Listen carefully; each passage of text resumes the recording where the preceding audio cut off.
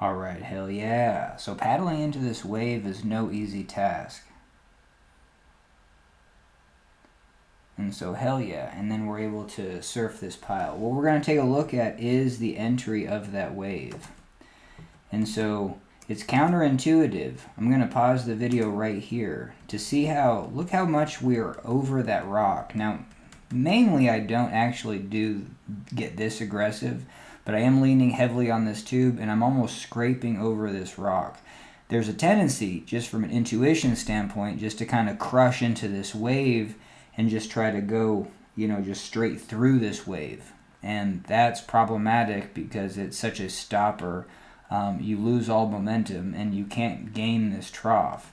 And it is counterintuitive to think that you can kind of slide through here, especially on an R1.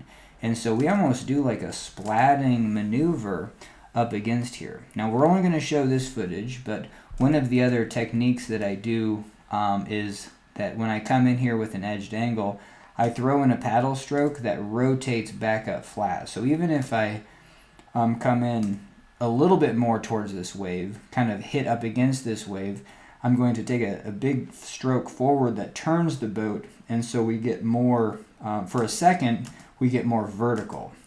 But this splat kind of bounced my way down into the trough, and so I was able to glide all the way across. That's kind of why I made this video, because that seemed counterintuitive to actually run up against those rocks, kind of in a splatting type motion. It seems like you would lose seems like you just bounce off, like glance off. But in this case, we're able to slide right on through. Now this is difficult for me because this is my right side and my off side. And so edging the boat, just even edging, keeping the other side of the boat up out of the water so it can get past those rocks and kind of splat across is difficult. And even just leaning and then maintaining a straight trajectory, let alone peak amounts of power and then precision as well, you know what I mean, to keep just this portion of the boat, on line. But hell yeah. So I'm gonna, like I said, I mentioned a technique of just kind of, when you get to about here, just take an aggressive stroke to straighten out the boat so you can kind of gain this trough. Especially when you're angling over, there's a big tendency for the boat to hit this current and then it just rides you right up on top of this wave if you have too much angle.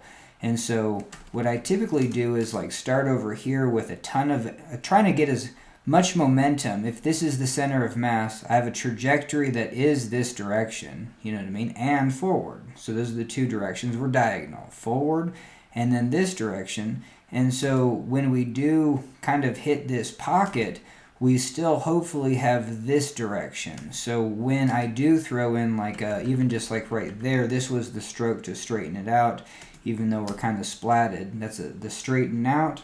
And in a lot of the other footages, I really straighten the boat out, and then, we're still carrying the momentum this way.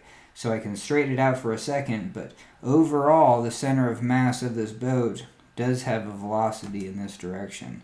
And so it's easy just to bring that thing around and then keep that angled trajectory all the way across to catch that wave. Anyway, so that's going to be a video. Let's see how long the surf is. That move is pretty sweet, just kind of holding that, kind of riding that bow and heavily edging.